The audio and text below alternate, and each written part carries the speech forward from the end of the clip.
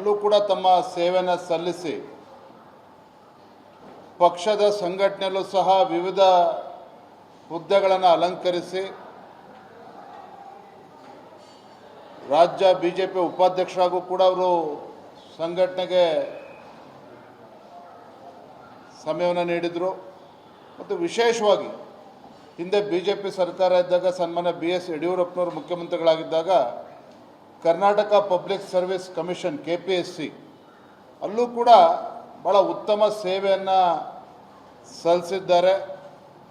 ಅವರನ್ನು ರಾಜ್ಯಸಭೆಗೆ ಆಯ್ಕೆ ಮಾಡಿರ್ತಕ್ಕಂಥದ್ದು ನಮ್ಮೆಲ್ಲರೂ ಕೂಡ ತುಂಬ ಸಂತೋಷವನ್ನು ತಂದುಕೊಟ್ಟಿದೆ.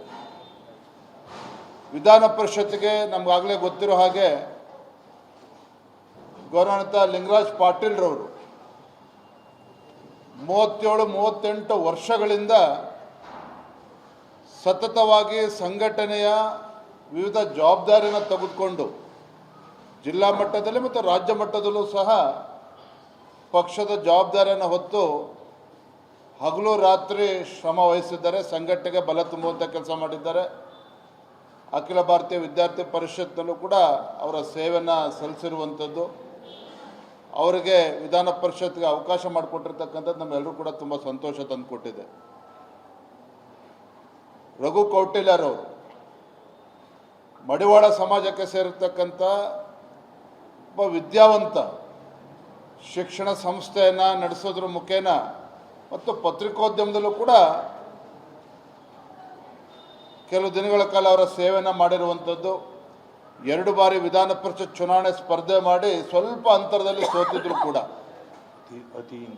ಅತಿ ಹಿಂದುಳಿದ ವರ್ಗಕ್ಕೆ ಸೇರಿರ್ತಕ್ಕಂಥ ಮಡಿವಾಳ ಸಮಾಜಕ್ಕೆ ಸೇರಿರ್ತಕ್ಕಂಥ ರಘು ಕೌಟಿಲ್ಯ ಅವರು ರಾಜ್ಯ OBC ಮೋರ್ಚಾದ ಅಧ್ಯಕ್ಷರಾಗಿ ಪಕ್ಷದ ಸಂಘಟನೆಗೆ ಬಲವನ್ನು ನೀಡಿರತಕ್ಕಂಥವ್ರು. ಒಟ್ಟಾರೆಯಾಗಿ ಹೇಳೋದಾದರೆ ನಾಗರಾಜರವರ ಆಯ್ಕೆ ಇರ್ಬೋದು, ಲಿಂಗರಾಜ್ ಪಾಟೀಲ್ರವರ ಆಯ್ಕೆ ಇರ್ಬೋದು, ಅದೇ ರೀತಿ ರಘು ಕೌಟಿಲ್ಯ ಅವರ ಆಯ್ಕೆ ರಾಜ್ಯದಲ್ಲಿರುವಂಥ ರಾಜ್ಯದ ಎಲ್ಲ ನಮ್ಮ ಪಕ್ಷದ ಕಾರ್ಯಕರ್ತರಿಗೆ ತುಂಬ ಸಂತೋಷನ ತಂದುಕೊಟ್ಟಿದೆ. ಒಳ್ಳೆಯ ಸಂದೇಶವೂ ಕೂಡ ಕಾರ್ಯಕರ್ತರು ಹೋಗಿರುವಂಥದ್ದು.